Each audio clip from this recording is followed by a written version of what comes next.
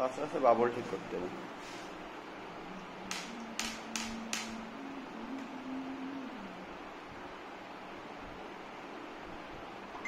প্রথম কাজ machine stand করে বাবল ঠিক করতে হবে।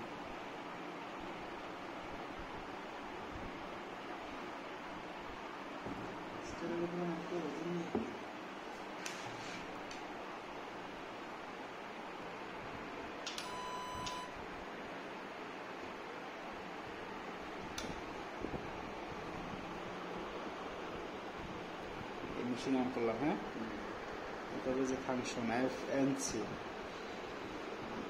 এই মেশিনটা লক করে নিলাম, আগে একটু বাটিগুলো লক করে নিই, তারপরে যে FNC দিলাম,